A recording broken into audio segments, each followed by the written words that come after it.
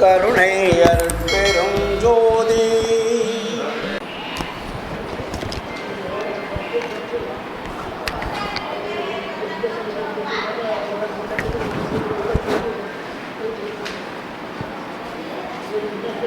அருட்பெரும் ஜோதி அருட்பெரும் ஜோதி தனிப்பெரும் கருணை அருட்பெரும் ஜோதி.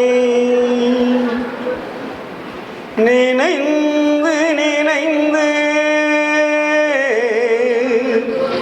உணர்ந்து உணர்ந்து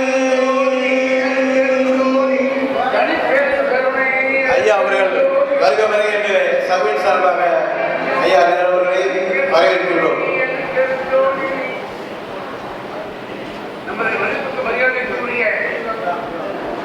மதிப்புக்கும் மரியாதைக்கும் வணக்கத்திற்கும் உரிய எனது அன்பு சகோதரர் முன்னாள் அமைச்சர் கே. நேரு அவர்கள் வருகிறார்கள். இந்த பெருமகனார் பன்னாட்டு வாழ எல்லாரும் வாழ்த்துமாறு உங்களை அன்போடு கேட்டுக்கொள்கிறேன். அவர் முன்னாள் அமைச்சர் கே. நேரு அவர்கள் முன்னாள் அமைச்சர் கே. நேரு அவர்கள் முன்னாள் அமைச்சர் கே. நேரு அவர்கள் எதிர்காலத்தில் அமைச்சராக வர வேண்டும் என்று உங்களின் சார்பாகவும் எனது சார்பாக வாழ்த்து.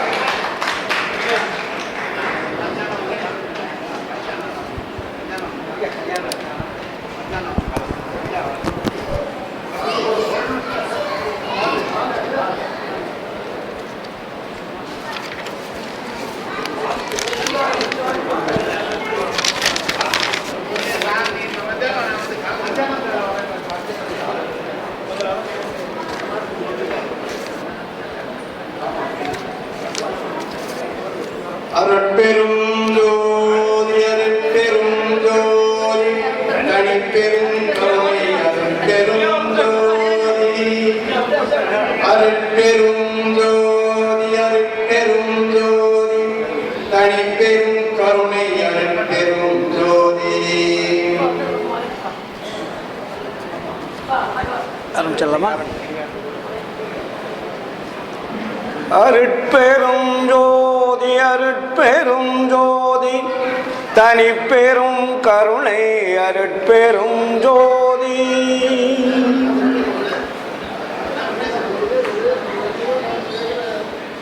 நினைந்து நினைந்து உணர்ந்து உணர்ந்து நெகிழ்ந்து நெகிழ்ந்து அன்பே நிறைந்து நிறைந்து ஊற்றெழும் கண்ணீர் அதனால் உடம்போ நனைந்து நனைந்து அருள் அமுதே நன்னிதியே ஞான நடத்தரசே என்னுரிமை நாயகனே என்று என்னுரிமை நாயகனே என்று வளைந்து வளைந்து ஏத்துதும் நாம் வம்மின் உலகியலி மரணமிலா பெருவாழ்வில் வாழ்ந்திடலாம் கண்டி புனைந்துரையேன் பொய் புகழேன் சத்தியம் சொல்கின்றேன். பொச்சபையில் சிற்சபையில் புகும் தருணம் இதுவே புகும் தருணம் இதுவே புகும் தருணம் இதுவே. அருட்பெரும் ஜோதி அருட்பெரும் ஜோதி தனிப்பெரும் கருணை அருட்பெரும் ஜோதி. ஆன்மநேய ஒருமைப்பாட்டு உரிமையுடைய சகோதர சகோதரிகளே, உங்கள் அனைவருக்கும் முதற்கண் நன்றி கலந்த வணக்கத்தையும் வாழ்த்துக்களையும் தெரிவித்துக் கொள்கிறேன். திருச்சி மாநகரிலே சமரச சுத்த சன்மார்க்க சத்திய சங்கத்தின் சார்பாகவும் மாவட்ட சமரசுத்த சன்மார்க்க சத்திய சங்கத்தின் சார்பாகவும் வள்ளலாருடைய 194ஆம் ஆண்டு வருவிக்க உற்ற விழாவாகவும் மிக சீரும் சிறப்புமாக இங்கே கொண்டாடி கொண்டிருக்கிறோம். இங்கு வந்திருக்கக்கூடிய அத்தனை சன்மார்க்க அன்பர்களுக்கும் மற்றவர்களுக்கும் ஒரு வேண்டுகோள்.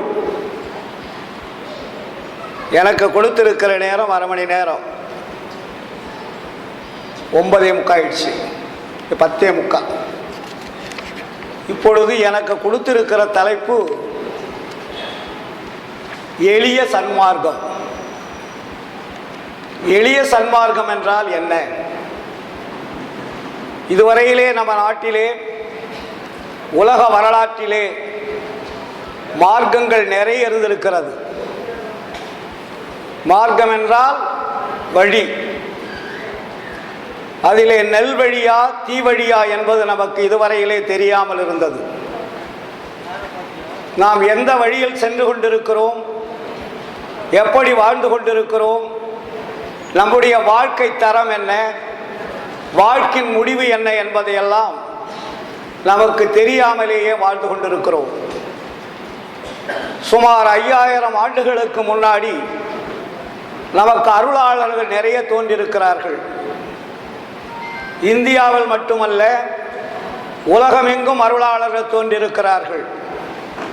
அந்த அருளாளர்களெல்லாம் ஜாதி சமய மதம் என்ற ஒரு பிரிவினையை உருவாக்கி மக்கள் ஒன்றுபட்டு வாழக்கூடியவர்களை சின்ன பின்னமாக பிரித்து அவரவர்களையும் தெரு தெருவாக அலைய விட்டிருக்கிறார்கள். நீ பெரியவனா நான் பெரியவனா, உன்னுடைய மதம் பெரியதா என்னுடைய மதம் பெரியதா, உன்னுடைய சமம் பெரியதா என்னுடைய சமயம் பெரியதா, உன்னுடைய ஜாதி பெரியதா என்னுடைய ஜாதி பெரியதா, உன்னுடைய இனம் பெரியதா என்னுடைய இனம் பெரியதா என்ற இந்த வேற்றுமையை வளர்த்திருக்கிறார்கள். இதுதான் நம்முடைய முன்னாடி இருந்த அருளாளர்கள் செய்த செயல்பாடுகள். இப்படிப்பட்ட ஒரு சூழலில் மனித சமுதாயம் எதற்காக இறைவனால் படைக்கப்பட்டார் என்பதை நாம் புரிந்து கொள்ளாமலே வாழ்ந்து கொண்டிருந்து விட்டோம். எல்லோரும் சொல்லியிருக்கிறார்கள், அரிதரிது மானிடராய் பிறப்பதரிது. எதற்காக பிறந்தோம் மானிடராய்? அரிதான பிறப்பு தானே. அப்போ அரிதான பிறப்பிற்கு என்ன முடிவு இருக்க வேண்டும்? எல்லோருமே இறந்து கொண்டிருக்கிறார்கள், மாண்டு கொண்டிருக்கிறார்கள், அழிந்து கொண்டிருக்கிறார்கள் என்றால் மனித வர்க்கத்தினுடைய உயர்நிலையை எப்படி நாம் அறிந்து கொள்ள முடியும்? இதற்குண்டான ஒரு விடையை சரியான வழியிலே இந்த மார்க்கங்கள் எல்லாம் சொல்லவில்லை. வள்ளல் பெருமான் ஒரு தனி மார்க்கத்தை கண்டார். அதற்கு அருள் மார்க்கம் என்று பெயர். நமது சண்முகையா சொன்னார்கள் இல்லையா, அருள் மார்க்கம் என்பது உலகத்தில் முதலாக சொன்னவர் வள்ளலார் என்று. முன்னாடி சொல்லியிருக்கிறார்கள், அருளை பற்றி சொல்லாத ஞானிகளே கிடையாது. ஆனால் அருளை பெறும் வழி என்ன என்பதை சொல்லவில்லை. அருள் பெறுவதற்குண்டான வழிமுறைகளை முறையாக சொல்லித் தரவில்லை நம்மளுடைய அருளாளர்கள். எல்லாம் பெரியவர்கள் தான், அதிலே மாற்று கருத்திற்கு யாருக்கும் இடமில்லை. எல்லோரும் ஒவ்வொருவரை பின்பற்றித்தான் நாம் வாழ்ந்து கொண்டிருக்கிறோம். யாரை சொன்னாலும் மற்றவர்களுக்கு கோபம் வரக்கூடிய அளவிற்கு ஒவ்வொரு மத மீதும் சமய மீதும் நமக்கு அளவில்லாத பற்றுதல் இருந்து கொண்டிருக்கிறது. 40 ஆண்டுகளாக நான் பேசுகின்ற பொழுது மற்ற மதவாதிகளை சொன்னால் எதிர்ப்பு குரல் கொடுக்கிறவர்கள் ஏராளம், சமயவாதிகளை சொன்னால் எதிர்ப்பு குரல் கொடுப்பவர்கள் ஏராளம். இதற்கெல்லாம் பதில் சொல்லக்கூடிய அளவிற்கு ஒரு சன்மார்க்கத்தை உருவாக்கி வைத்திருக்கிறார் வள்ளலார் அவர்கள். எந்த மார்க்கமாக இருந்தாலும் அந்த மார்க்கத்திற்கு இதுதாண்டா வழி, வழி இது, முறை இது, நீ செய்யும் துறை இது என்ற அளவிற்கு ஒரு சரியான, ஒரு அழகான, எளிமையான வழியை கண்டுபிடித்தவர் வள்ளலார். ஆனால் தான் இதற்கு சன்மார்க்கம் என்று பெயர் வைக்கவில்லை. ஏனென்றால் முன்னாடி சன்மார்க்கம் இருக்கிறது. எல்லா மதங்களிலே சன்மார்க்கம் இருக்கிறது. ஆனால் சமரசம் இருக்கிறதா? இல்லை. சுத்தம் இருக்கிறதா? இல்லை. சத்தியம் இருக்கிறதா? இல்லை. அதனால்தான் வள்ளலார் இதை பிரித்தார். இதற்கு என்ன பெயர் வைக்கிறார்? சமரச சுத்த சன்மார்க்க சத்திய சங்கம் என்று பெயர் வைத்தார். இங்கே சமரசம் இருக்க வேண்டும், சுத்தம் இருக்க வேண்டும், சத்தியம் இருக்க வேண்டும், ஒழுக்கம் இருக்க வேண்டும். இது இல்லை என்றால் அந்த மார்க்கத்தினுடைய வழியிலே நாம் சென்று பிரயோஜனம் இல்லை. மற்ற மத மார்க்கங்களிலே ஒழுக்கங்களை சொல்லியிருக்கிறார்கள், அந்த ஒழுக்கங்களுக்கு உண்டான வழிமுறைகளை சொல்லவில்லை. எப்படி ஒழுக்கம் என்று சொல்லியிருக்கிறார்கள்? ஒழுக்கம் என்றால் என்ன? கேட்பவர்களுக்கு பதில் சொல்ல தெரியாது. வள்ளலார் வந்துதான் ஒழுக்கத்தை பற்றி நமக்கு தெளிவான விளக்கத்தை கொடுத்தவர் வள்ளலார். அதற்கு என்ன ஒழுக்கம்னு பேர் வச்சிருக்காரு? ஜீவகாருண்ய ஒழுக்கம்னு பேர் வச்சார். ஜீவகாருண்ய ஒழுக்கம்னா உங்களுக்கு எல்லாருக்கும் தெரியும். சாப்பாடு போடுறது மட்டும்தான் ஜீவகாருண்ய ஒழுக்கம்னு நினைச்சுக்கிட்டு இருக்கிறோம். அது அல்ல. அது ஒரு பவுண்டேஷன், அது அடிப்படை பேசிக். அதனால்தான் வள்ளலார் ஒழுக்கத்தை 4ஆக பிரித்தார். எளிய முறையிலே நமக்கு மிக தெளிவாக சொல்லி வைத்திருக்கிறார். ஒழுக்கம் என்பது இந்த உடம்புக்குள்ளே 4 பகுதிகளாக இருக்குதப்பா. இந்த 4 பகுதிகளை யார் ஒழுக்கமான முறையில் கடைபிடிக்கின்றார்களோ அவர்கள்தான் மரணத்தை வெல்ல முடியும்னு ஒரு தெளிவான வழியை சொல்லிட்டார். மிக எளிமையான வழி. நீ வெளியே போய் அலைய வேண்டாம், நீ மற்ற மதங்கள் சொல்லியதை கேட்க வேண்டாம், சமயங்கள் சொல்லியதை கேட்க வேண்டாம், வேற எதை சொன்னாலும் யாரு சொன்னாலும் நம்ப வேண்டாம். உன்னுடைய எனர்ஜி, உன்னுடைய ஆற்றல், உன்னுடைய அருள் உன்னுடைய உடம்பிலே இருக்கிறது. நீ வெளியே தேட வேண்டிய அவசியம் இல்லை. அதனாலதான் வள்ளலார் பயங்கரமா சாடினார் சமயங்களை. ஏன் சாடுறாரு? மனித குலத்தை மாற்றி வைத்து தெரு தெருவாக அலைய விட்டு இருக்கிறது இந்த சமயங்கள், மதங்கள். இதுக்குதான் நமக்கு அடிப்படையா அவர் திட்டார் எல்லா சமய மதங்களையும். நம்மை திட்டவில்லை, நமக்கு வழிகாட்டியவர்களை திட்டுகிறார். ஞாபகத்தில் வைத்துக் கொள்ளுங்கள். அதனாலதான் அடிச்சார். ஜாதியிலே, மதங்களிலே, சமய நெறிகளிலே, சாத்திர சந்தடிகளிலே, கோத்திர சண்டையிலே, ஆதியிலே அபிமானித்து அலைகின்ற உலகீர்.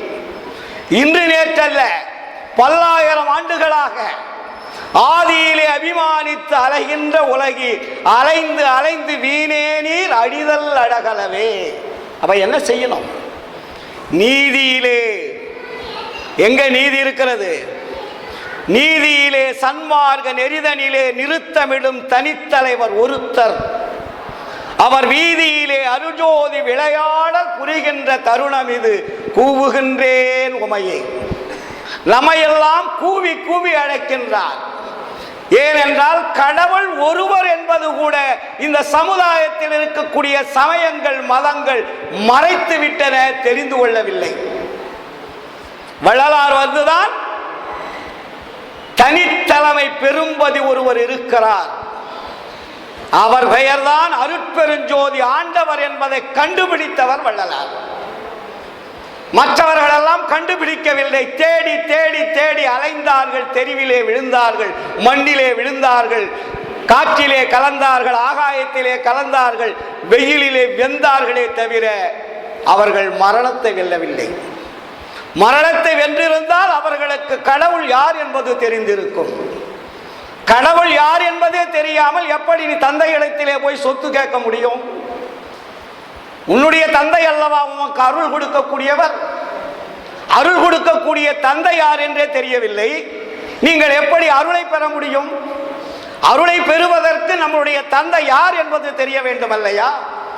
நம்மை படைத்தவன் யார் என்பது தெரிந்து கொள்ள வேண்டும் அல்லவா? அப்பொழுதுதானே உரிமையோடு நாம் கேட்க முடியும். இதைத்தானே வள்ளலார் சொல்லுகிறார், என் உரிமை நாயகனே என்று. அப்ப என்னுடைய உரிமையான நாயகன் யார் என்பதை தெரிந்து கொள்ளாமல் நீங்கள் எப்படி அருளை பெற முடியும்? சண்மையா சொன்னார், எல்லோரும் கேட்கிறார்கள். மரணமிலா பெருவாழ்வு 154 ஆண்டுகளாக ஏன் வரவில்லை? இப்பொழுதுதான் காலம் கணிந்து கொண்டிருக்கிறது. சன்மார்க்கம் என்பது இதுவரை யாருக்கும் தெரியாது. அது சுத்த சன்மார்க்கம் வரையில் யாருக்கும் புரிய வைக்கவில்லை. இப்பொழுதும் இங்கே இருக்கக்கூடிய சன்மார்க்க சங்க அன்பர்களுக்கு சுத்த சன்மார்க்கம் என்னவென்றால் புரிகிறதா? இன்னும் சமயங்களிலும் மதங்களிலும் இருந்து கொண்டுதான் சன்மார்க்கத்தை பிடித்துக் கொண்டிருக்கிறார்கள். அதை விட்டு வரவில்லையே. அதை விட்டு வந்தால் தானே மரணமிலா பெருவாழ்வு என்பது கிடைக்கும். பற்றியவற்ற அத்தனையும் பற்றற விட்டு அருள் அம்பலப்பற்றே பற்றுமினோ என்றும் இறைவிரேன்னு சொன்னாரு. அப்ப நமக்கு பற்று இல்லாமல் இருக்கா? எல்லா பற்றியும் வைத்துக் கொண்டு மரணமிலா பெருவாழ்வு கிடைக்கும் என்றால் எப்படி கிடைக்கும்? விடணும் இல்லையா? வள்ளலார் ஏதாவது பற்று வைத்திருந்தாரா? வீடு வைத்திருந்தாரா? வாசல் வைத்திருந்தாரா? தங்குவதற்கு இடம் வைத்திருந்தாரா? இல்ல பெட்டு போட்டு படுத்திருந்தாரா? இல்ல ஃபேன் போட்டிருந்தாரா? ஏசி போட்டிருந்தாரா? வள்ளலார் வாழ்ந்து காட்டியிருக்கிறாரே, அவரை போல் வாழ்ந்தால் அல்லவா மரணத்தை வெல்ல முடியும். நாம் இஷ்டத்துக்கு வாழ்ந்துகிட்டு மரணமிலா பெருவாழ்வு கிடைக்கும் என்றால் எப்படி கிடைக்கும்? படுக்கவோ பழம் பாய்க்கும் கதி இல்லை, உடுக்கவோ ஒரு முழ கந்தைக்கும் வழி இல்லை, உண்ணவோ ஒரு பிடி சோற்றுக்கும் வழி இல்லை. வள்ளலார் சொல்றார் இல்லையா, பிச்சைதான் எடுக்கவோ மனமில்லை, என் செய்வேன். அப்ப ஏன் இதையெல்லாம் அவர் விட்டாரு? பற்றியவற்ற அத்தனையும் பற்று அருள் அம்பலப்பற்ற பற்றணும்.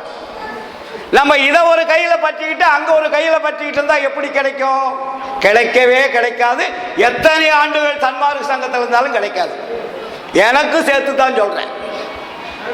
ஏன்னா நான் சொல்லுவேன், என்னை கேட்பார்கள், எனக்கு மரணமிலா பெருவாழ்வு இந்த பிறவியில் நிச்சயமாக கிடைக்காது என்பது எனக்கு தெரியும். ஏனென்றால் எனக்கு நரைத்து விட்டது. சன்மார்க்கத்தினுடைய வழியை தெரிந்து கொண்டிருக்கிறேன். இப்பொழுது இந்த பிறவியில் அஜாக்கிரதையாக மரணம் வந்துவிட்டால் இதிலிருந்து இதனுடைய தொடர்பு எனக்கு கிடைக்கும். அதில் நான் முயற்சி எடுத்து வந்துடும் என்ற எனக்கு தில் இருக்கு. அதில் ஒன்றும் சந்தேகத்துக்கு இடமில்லை. அடுத்தது சொன்னார்கள், இறந்தவரை எழுப்புவார், மற்றவர்கள் எல்லாம் எழுப்ப மாட்டார், ஆண்டவர் உங்களை எழுப்புவார். ஏனென்றால் சன்மார்க்க சங்கத்தினுடைய எல்லைக்குள் வந்து விட்டீர்கள். நீங்கள் அறியாமையில் இருக்கலாம், புரியாமல் இருக்கலாம். வள்ளலாருடைய பெரும்புகழையும் அருட்பெருஞ்சோதி ஆண்டவரையும் இடைவிடாது தொடர்பு கொண்டிருக்கிறீர்கள். அப்படி இருக்கும் காலத்தில் அஜாக்கிரதையால் மரணம் வந்துவிட்டால் நிச்சயமாக மனித தேகம் கொடுத்து எழுப்புவார் என்பது சத்திய உண்மை. இது தொடர்ச்சி. சுமார் 5000 ஆண்டுகளுக்கு பின்னாடிதான் இயேசுநாதர், 2000 ஆண்டுகளுக்கு முன்னாடிதான் இயேசுநாதர் யாருன்னு தெரிஞ்சது. 500 ஆண்டுகளுக்கு பின்னாடிதான் நபிகள் நாயகம் யாருன்னு தெரிஞ்சது. புத்தர் ஆயிரக்கணக்கான ஆண்டுகளுக்கு பின்னாடி தான் தெரிஞ்சது.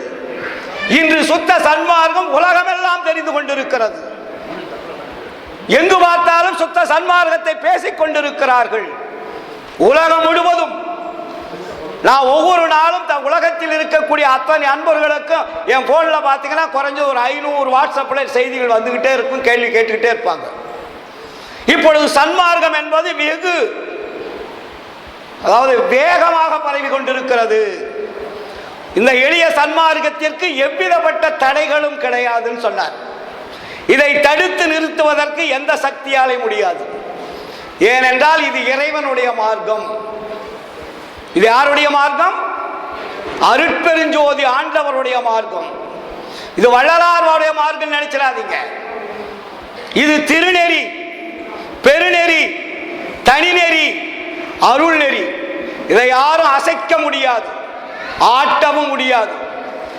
எத்தனை எதிர்ப்புகள் வந்தாலும் அடித்து உதைத்து கீழே தள்ளிட்டு போயிட்டே இருக்கும். அவ்வளவு பெரிய ஒரு ஆற்றல் மிகுந்தது சுத்த சன்மார்க்கம். இதைத்தான் நமக்கு வள்ளலார் வழிமுறைகளை சொல்லுகிறார். அதை நாம் தெரிந்து கொள்ளாமல் வள்ளலாருடைய அருட்பெருஞ்சோதி ஆண்டவரையும் வள்ளலாரையும் அருட்பாவையும் தினந்தோறும் படித்துக் கொண்டிருந்தால் மட்டும் போதாது. நம்முடைய வாழ்க்கையை மாற்றிக்கொள்ள வேண்டும். ஒவ்வொரு நாளும் நம்முடைய வாழ்க்கையிலே இன்று வாழ்ந்த வாழ்க்கை, நாளைக்கு வாழ்ந்த வாழ்க்கை, நாளை மறுநாள் எந்த அளவிற்கு முன்னேற்றம் அடைந்து கொண்டிருக்கிறோம் என்பதை நம்மை நாமே பரிசோதனை செய்து கொள்ள வேண்டும். சுய பரிசோதனை. அப்பொழுது என்னிடத்திலே இருக்கக்கூடிய உடம்பிலே 4 ஒழுக்கங்கள் இருக்கிறது என்று வள்ளலார் சொன்னார். என்ன ஒழுக்கம்? இந்திரிய ஒழுக்கம், கரண ஒழுக்கம், ஜீவ ஒழுக்கம், ஆன்ம ஒழுக்கம். அப்ப உயிரை காப்பாற்றுவதற்கு எது தேவை? மரணம் அடையாமல் இருப்பதற்கு எது தேவை? பேசிக் ஒழுக்கம். ஒழுக்கம் இல்லை என்றால் கம்ப்ளீட் அவுட். அந்த ஒழுக்கத்தில் நமக்கு 2 கொடுத்திருக்காரு, வேற எதுவுமே கொடுக்கல. நீங்க 4 ஒழுக்கத்தை கடைபிடிக்க வேண்டாங்கப்பா, 2 ஒழுக்கத்தை கடைபிடிங்க. ஏன்னா புறத்திலே இருக்கக்கூடிய இந்திரியங்கள் என்பதுதான் உங்களை ஆட்டி படைத்துக் கொண்டிருக்கிறது. அதற்கு தூண்டுதலாக இருக்கக்கூடியதுதான் கரண ஒழுக்கம். கரணம் என்ற மனம், புத்தி, சித்தம், அகங்காரம், ஆச்சரியம் என்று சொல்லக்கூடியது. அப்ப உங்களுடைய இந்திரியங்களை செயல்படுத்தி வைத்துக் கொண்டிருப்பது எது என்றால் கரணங்கள். அப்ப கரணங்கள்ல இருக்கக்கூடிய செயல்படக்கூடிய அந்த ஆக்ஷன் டெவலப்மெண்ட் எது உங்களுக்கு வேலை கொடுக்கிறதோ அந்த வேலை கொடுப்பதை முதலில் நிறுத்துங்கள். அதுக்கு பேரு கரணங்கள் போட்டார். இந்திரியத்தை நிறுத்த முடியுமா? நிறுத்த முடியாது. இந்திரியங்களை நிறுத்த வேண்டுமானால் நீங்கள் கரணங்களை நிறுத்தினால்தான் இந்திரியங்கள் நிற்கும். அப்ப கரணங்கள்ல என்ன இருக்கு? மனம் இருக்கு, புத்தி இருக்கு, சித்தம் இருக்கு, அகங்காரம் இருக்கு, இல்லையா? அப்போ மனம் என்பது ஒன்று வேலை செய்யவில்லை என்றால் இந்திரியங்கள் வேலை செய்யாது. இந்திரியங்களுக்கு மனதுக்கும் கண்ணுக்கும் ஒரு லிங்க் இருக்கு, அது முதல்ல தெரிஞ்சுக்கங்க. மனம் போன இடத்துல கண்ணு போகும், கண்ணு போற இடத்துல மனம் போகும். ரெண்டும் தனியா தனியா எதுவும் போகாது. எங்கே கண் போகிறதோ அங்க மனம் அங்க போயிடும், மனம் எங்க போகுதோ கண்ணு அங்க போயிடும். இதனாலதான் வள்ளலார் கரண ஒழுக்கத்தை மிக தெளிவாக சொன்னார். நமக்கு மனதை கொண்டு போய் எங்க நிறுத்த சொன்னாரு? கரண ஒழுக்கத்தில் வள்ளலார் என்ன சொல்றாரு? மனதை எங்க கொண்டு வைக்க சொல்றாரு? சிற்சபையின் கண் மனதை செலுத்துங்கள். சித்தி விழாக திருமாளிகையிலே பேருபதேசம் செய்து விட்ட பிறகு அதில் உள்ள விஷயங்கள் எல்லாம் படிச்சீங்கன்னாவே தெளிவா கிடைக்கும். அப்புறம் தீபத்தை வெளியே எடுத்து வைத்துட்டு என்ன சொல்றாரு? இப்பொழுது ஆண்டவர் தீப முன்னிலையில் விளங்குவதாக பாவனை செய்யுங்கள். தீப முன்னிலையில் ஆண்டவர் விளங்குவதாக பாவனை செய்யுங்கள்னா என்ன அர்த்தம்? இதுவரையில் உருவங்களை பார்த்து வழிபாடு செய்து கொண்டிருந்தீர்கள். உருவங்களைத்தான் உங்கள் கண்கள் பார்த்து கொண்டிருக்கிறது. கண்கள் எதை பார்க்குது? எந்த கோயிலுக்கு போனாலும் எந்த சர்ச்சுக்கு போனாலும் எதை பார்க்குறீங்க? உருவங்களை தான் பார்க்குறீங்க. உருவங்கள் பார்த்து பார்த்து தான் உங்களுடைய ஆன்மாவில் போய் அது ஸ்டோர் ஆகிட்டே இருக்கு, பதிவாகிட்டே இருந்தது. அப்ப உருவங்களை மாற்ற வேண்டுமானால் நீங்கள் எதை பார்க்கணுமா? ஒளியை பார்க்கணும். நீங்கள் உருவங்கள் கரைய வேண்டுமானால் ஒளியை பாருங்கள். ஏனென்றால் ஒளிதான் அண்ட பகிரண்டமெல்லாம் விளங்கிக் கொண்டிருக்கிறது. ஆண்டவரும் ஒளி, ஜீவனும் ஒளி, கண்ணும் ஒளி, மனதும் ஒளி. இது எல்லாமே ஒளியாகத்தான் இருக்கிறது.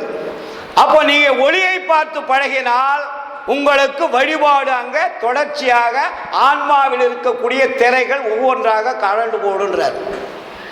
அப்ப முதல்ல நம்ம அடிப்படை அரிச்சுவடி எது? சன்மார்க்கத்திற்கு ஒளி வழிபாடு. இதுவரையில் சிலை வழிபாடு செய்து கொண்டிருந்தீர்கள்.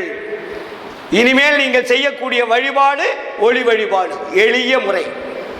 ஒளிக்கு ஏதாவது செலவு வேணுமா? அபிஷேக ஆராதனை பண்ணணுமா? மாலை மரியாதை போடணுமா? வேற எதுவுமே அதுக்கு தேவையில்லை. நீங்க வீட்டில் ஒரு விளக்கேற்றி வச்சுட்டா உங்க வீட்டில் இருக்கக்கூடிய இருள் எல்லாம் விளக்கல போய் உட்காந்துக்கும். செகண்ட் கண்ணை மூடி திறக்கிறதுக்குள்ள இருள் இருக்காது. அப்ப சிலையை வச்சுங்கன்னா என்ன வேணும்? அப்பயும் ஒரு விளக்கு வேணும். விளக்கு இல்லை என்றால் நீங்க வணங்கக்கூடிய சிலையை கூட உங்களால பார்க்க முடியாது. அப்ப சிலையை தூக்கி ஒரு பக்கமா தூக்கி எரிஞ்சிட்டு ஜோதி வழிபாடு பண்ணுங்கன்னார். அதுக்கு பேரு ஒளி வழிபாடு. இதைத்தான் வள்ளலார் பல பாடல்களை சொல்லுகிறார் நமக்கு, இல்லைங்களா? ஆதி அந்தமமில்லா அருட்பெரும் ஜோதி தன்னையே நினைவின்கள் சுகம் பெற விழைவீர். இது நீவீர் மேலேறு வீதி, மற்ற வீதிகள் கீழ்ச்செல்லு வீதினார். இப்ப நீங்க மேலே ஏறணும்னா என்ன பண்ணணும்? எளிய வழியான ஒளி வழிபாட்டுக்கு வரணும். ஒளி வழிபாட்டுக்கு வந்தா என்ன பார்க்குறீங்க? அந்த ஒளியை கண்ணு தான் பார்க்குது. கண்ணு பார்த்த உடனே என்ன ஆகுது? மனதுக்கும் கண்ணுக்கு ஒரு லிங்க் கிடைக்குது. நல்லா புரிஞ்சுங்க. ஏன் ஒளி வழிபாட வள்ளலார் சொன்னாரு? நீங்கள் ஒளியை கண்களினால் இடைவிடாது பார்த்து கொண்டிருந்தால் மனம் என்பது அப்பதான் அடங்கும். அது வெளியும் மனம் அடங்காது. அது மனம் என்பது ஒரு பேய்க்குரங்கு. அதனாலதான் வள்ளலார் சொல்வார், மனம் என ஓர் பேய்க்குரங்கு மடப்பையிலே நீதான் மற்றவர் போல் என நினைத்து மறுட்டாதே கண்டாய், தினையளவு உன் அதிகாரம் செல்ல ஒட்டேன், யார் என இங்கு என நினைத்திருந்தாய், ஞான சபை தலைவனுக்கு நல்ல பிள்ளை நானே. அப்போ மனதை அடக்க வேண்டுமானால் என்ன செய்யணும்? ஒளி வழிபாட்டுக்கு வரணும். நீங்க ஒளி வழிபாட்டுக்கு வந்தால் அங்கே உங்களுக்கு மனம் அடங்கும். இன்னொன்னு அதுக்கு ஒரு பிளஸ் கொடுத்தாரு வள்ளலார். ஏன்னா ஒளி வழிபாடு என்பது மட்டும் அல்ல, அதற்கு மேல இன்னொன்னு இருக்கப்பா. உன்னுடைய மனதங்களை இந்திரியங்களை கட்டுப்படுத்துவதற்கு இன்னொரு வழி இருக்கு. அப்படி நமக்கு என்ன சொல்றாரு? 2 வழியை சொன்னார்.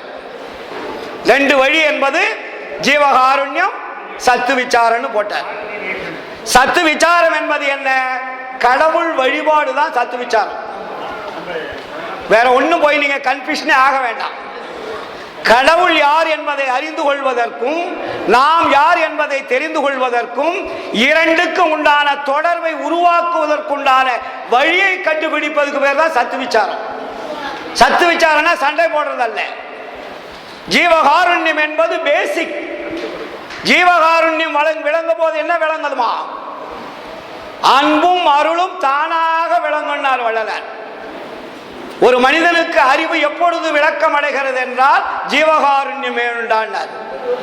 நீங்க ஜீவகாருண்யம் இல்லாமல் செய்கின்ற தவம், யோகம், தியானம் எல்லாமே மாயாஜாலங்கள். புரியுதுங்களா? அப்ப என்ன செய்யணும்? நம்ம எளிய சன்மார்க்கத்தில் நமக்கு ஈஸியா சொன்ன வழி ஒளி வழிபாடு, விசாரம். அப்ப விசாரம் என்பது என்ன? நம்முடைய உடம்பில் இருக்கக்கூடிய 2 ஒழுக்கங்களை நாம் கடைபிடிக்க வேண்டும். அது இந்திரியம். இந்திரியம் என்றால் என்ன? கண், மூக்கு, காது, செவி, மெய் என்று சொல்லக்கூடியது. இதுல ஸ்தூலம் 5 இருக்கு, சூட்சம் 5 இருக்கு, மொத்தம் 5 10 இருக்கு. இந்திரியங்கள் புறத்தில் கருவிகள் 5. இந்த 5 கருவிகளை இயக்கக்கூடிய உள்ளே இருக்கக்கூடிய 5 கருவிகள் இருக்கு. அதனாலதான் அதுக்கு சூட்சமானு வச்சாங்க அந்த காலத்துல.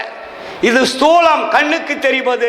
சூட்சுமம் என்பது கண்ணுக்கு தெரியாது. டோட்டலா 10. இந்த 10ஐயும் இயக்கக்கூடியதான் கரணங்கள். அப்ப கரணங்களை கட்டுப்படுத்தணும், இந்திரியங்களை கட்டுப்படுத்தணும். என்ன செய்யணும்? ஜீவகாருண்யம், சத்து விசாரம். ரொம்ப சிம்பிளா நமக்கு சொல்லி இருக்காருங்க. ஏன்னா இதை 40 ஆண்டுகளாக நாங்க தூக்கி எரிஞ்சிட்டு இந்த வழிபாட்டுக்கு வந்ததுனாலதான் உங்க முன்னாடி நாங்க பேசிட்டு இருக்கோம். அதுக்கு முன்னாடியெல்லாம் நாங்களும் உங்களை மாதிரி எல்லா சிலையும் வீட்டில் வச்சுக்கிட்டு இருந்தோம். எங்க உலகத்தில் இருக்கக்கூடிய எத்தனை சிலைகள் இருக்குதோ அத்தனை சிலைகளும் படங்களாக செய்து மாட்டி அதுக்கு அபிஷேக ஆராதனை பண்ணிட்டு இருந்தோம். வள்ளலார் அறிவுறுத்துகின்ற பொழுதுதான் என்னுடைய அறிவு, எங்க குடும்பத்தினுடைய அறிவு, மனைவியினுடைய அறிவு எல்லாம் வேலை செஞ்சது. இதைத்தான் வள்ளலார் தெளிவாக நமக்கு சொல்லுகிறார். 10 நிமிஷம் வந்துடும். தெய்வங்கள் பல பல சிந்தை செய்வாரும், சேர்கதி பல பல செப்புகின்றாரும், பொய் வந்த கலை பல புகன்றிடுவாரும், பொய் சமயாதியை மெச்சுகின்றாரும், மெய் வந்த திருவருள் விளக்கம் ஒன்றெல்லாம் வீண் கழிக்கின்றார். நம்ம என்ன பண்ணிட்டு இருக்கிறோம்?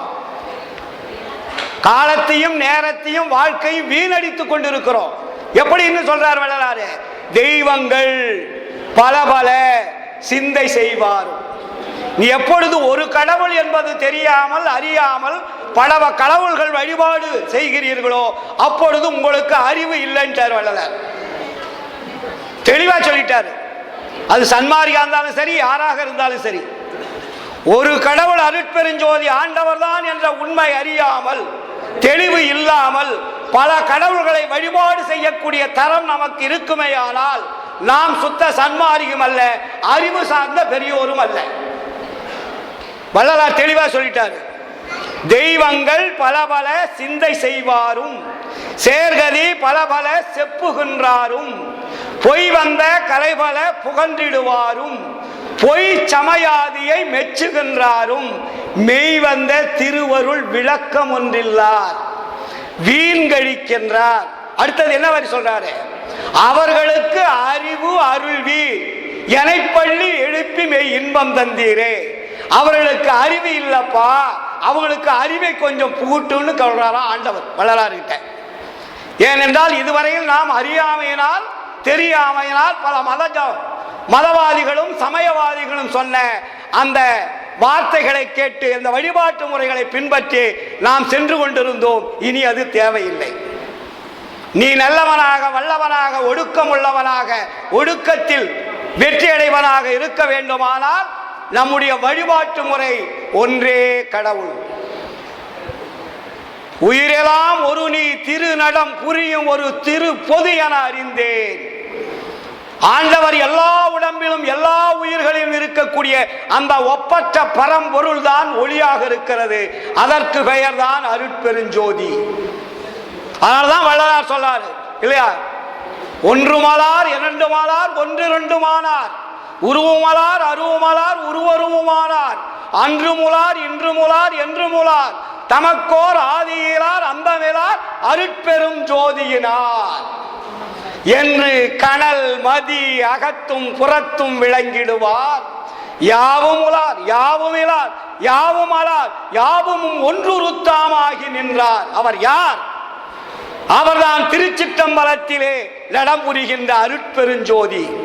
அந்த அருட்பெருஞ்சோதியை கண்டவர் வள்ளலார், கண்டு அருளை பெற்றவர் வள்ளலார், வாழ்ந்தவர் வள்ளலார், வாழ்ந்து காட்டியவர் வள்ளலார், நம்மளை வாழ வைத்துக் கொண்டிருப்பதும் வள்ளலார் தான். அதனாலதான் வள்ளலார் நம்மளை விட்டுட்டு எங்கே போயிட்டார் நினைச்சிடாதீங்க. வள்ளலார் சித்தி விழாக திருமாளிகளை என்ன சொல்லுகிறார்?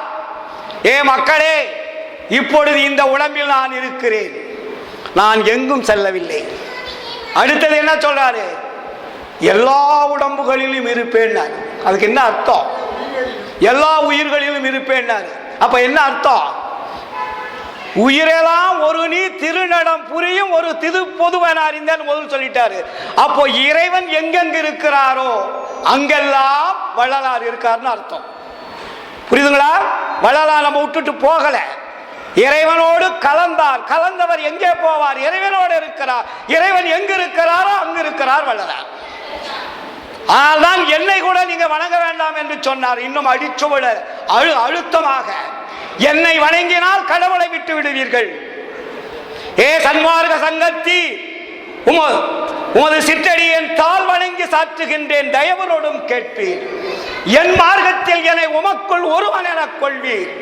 எல்லாம் செய்வல்ல நமது இறைவனையே தொழுவீர். புன்மார்க்கத்தவர் போலே வேறு சில புகன்றே புந்தி மயக்கடையாதி. பூரண மெய்ச்சுகமாய் தன்மார்க்கமாய் விளங்கும் சுத்த சிவம் ஒன்றே தன்னானை என்னானை சார்ந்து அறிவின் ஈண்டே என்று சொன்னார் நமக்கு வள்ளலார். நாம் என்ன செய்து கொண்டிருக்கிறோம்? வள்ளலார் சன்மார்களுடைய காலில் விழுந்து வணங்குகிறார். நான் சொல்லுவதை கேளுங்கள், தவறி வாழ்க்கையை வீணாக்கிக் கொள்ளாதீர்கள். இந்த உடம்பு போனால் வேறுடம்பு வருவது என்பது உண்மை அல்ல. ஆதலால் வெகு சீக்கிரத்தில் நான் சொல்லுவதை தெரிந்து கொண்டு அதிதீவிர பயிற்சியில் முயலுங்கள். தீவிரம் அல்ல, அதிதீவிரம் என்ற ஒரு வார்த்தையை போடுகிறார். நேரமில்லை மக்களே, நிறைய பேசணும், மக்களுக்கு தெளிவடை வைக்கணும். சும்மா ஏதோ ஒரு காமிக் மாதிரி வந்து போகக்கூடிய கூட்டமாக இருக்கக்கூடாது. சமுதாயத்தில் இருக்கக்கூடிய ஆதரவற்ற ஏழை எளியவர்களை ஒழிப்பவர்கள் அரசியல்வாதிகளுடைய திட்டம். சன்மார்களுடைய திட்டம் என்ன? எல்லா உயிர்களும் இன்புற்று வாழ வேண்டும் என்ற திட்டம். இங்க ஏழை பணக்காரன் உயர்ந்தவன் தாழ்ந்தவன் என்ற பேதம் கிடையாது. எல்லா உயிர்களும் இறைவன் படைத்த உயிர். இறைவன் படைத்த உயிருக்கு அருள் தேவை. அருள் வேண்டும் என்றால் என்ன வரும்? மரணமில்லாத பெருவாழ்வு வரும். அதற்கு நாம் என்ன முயற்சி செய்ய வேண்டும்? அருட்பெருஞ்சோதி ஆண்டவரை இடைவிடாது தொடர்பு கொள்ள வேண்டும். அவர்தான் நமக்கு எப்படி இருக்காரு? தாயாகி தந்தையுமாய் தாங்குகின்ற தெய்வம், தன்னை நிகரில்லாத தனித்தலைமை தெய்வம். இல்லையா சொல்றாரு? தினமும் தான் படிச்சுட்டு இருக்கீங்க. அப்ப அதுக்கு மேல ஒரு தனித்தலைமை தெய்வம் இருக்கா? இல்லை. ஏனென்றால் அதுதான் நமக்கு அனுப்பியது. அது தெரியாமல் நமக்கு எத்தனை அப்போலோ அம்மாளோ கோடான கோடி தாய் தந்தையர் இருக்கிறார்கள். இந்த தாய் தந்தையர்கள் எல்லாம் உண்மையான தாய் தந்தையர்கள் அல்ல. எல்லாமே ஒரு உபகார கருவி. உபகார கருவியை பிடித்துக் கொண்டு அலையாதீர். உண்மையான கருவி ஒன்று இருக்கிறது, அதுதான் அருட்பெருஞ்சோதி என்ற அருள் ஒளி. அந்த அருள் ஒளியை தொடர்பு கொண்டால் நம்முடைய வாழ்க்கை வளம் பெறும், நம்முடைய குழந்தைகள் வளம் பெறுவார்கள், வரக்கூடிய சந்ததியர்கள் வளம் பெறுவார்கள், எல்லா உயிர்களும் இன்புற்று வாழ வேண்டும் என்ற வள்ளலார் வகுத்து தந்த அந்த வழி உலகமெல்லாம் பரவும். நம்முடைய வேலை என்ன? இப்போ மரணமெல்லாம் பெருவாழ்வு வருதோ அல்லது அப்புறம் பார்த்துக்கலாம்.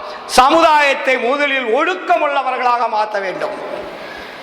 முதலில் ஒழுக்கமுள்ளவாக மாறிட்டால் அவர்கள் பின்னாடி அவர் வள்ளலார் வந்து உங்களை காப்பாற்றிக்கிட்டே இருப்பார். அதில் ஒன்றும் சந்தேகமே இல்லை. அவர் சொன்னார் இவர் சொன்னார் என்ற வருத்தம் தேவையில்லை. நம்முடைய வழி எளிமையான வழி, நம்முடைய சன்மார்க்கம் எளிமையான சன்மார்க்கம். இதற்கு 10 பைசா செலவு கிடையாது. நம்முடைய உணர்வுகள், ஒழுக்கங்கள், இதுதான் முக்கியம். அந்த இந்திரிய ஒழுக்கம் கருணையோடு விளக்கிறதா இருந்தால் 1 மணி நேரம் ஆகும். அதனால் நீங்கள் படித்திருப்பீர்கள், கேட்டிருப்பீர்கள், அறிந்திருப்பீர்கள். உங்களுடைய வாழ்க்கையில் நீங்கள் கொஞ்சம் உங்களை சிந்தித்து செயல்படுங்கள். எல்லா நன்மையும் உங்களை தேடி வரும். நீங்கள் தேடி அலைய வேண்டிய அவசியம் இல்லை. வள்ளலார் சித்தி விழாக திருமாளிகளை என்ன சொல்றாரு? வானிருக்கும் பிரம்மர்களும் நாரணரும் பிறரும் மாதவம் மண்ணாட் புரிந்து மணிமாட நடுவே தேனிருக்கும் மலரனை மேல் திருவடி சேர்த்து அருள்கையல செப்பி வருந்திடவும் நான் இருக்கும் குடிசையிலே வழிந்து நுழைந்து என் ஊனிருக்கும் குடிசையிலும் உள்ளும் நுழைந்தனையே. இறைவன் எங்க தேடி வந்தாரு? சித்தி விழாக திருமாளிகைக்கு. அதுபோல் நீங்கள் ஒழுக்கம் உள்ளவர்களாக, ஒழுக்கத்தை கடைபிடிப்பவர்களாக, ஜீவகாருண்ய வல்லபத்தை முழுமையாக பெற்றுக்கொண்டு செயல்படுவதாக இருந்தால் உங்களை தேடி, இல்லத்தை தேடி இறைவன் வருவார் என்று கூறிக்கொண்டு இந்த வாய்ப்பளித்த அத்தனை அன்பு உள்ளங்களுக்கும் மனமார்ந்த நன்றிகளையும் வாழ்த்துக்களையும் தெரிவித்துக் கொண்டு எனக்கு வாய்ப்பளித்த இந்த சிறிய உரையை நிறைவு செய்கிறேன். நன்றி, வணக்கம், வாழ்த்துக்கள்.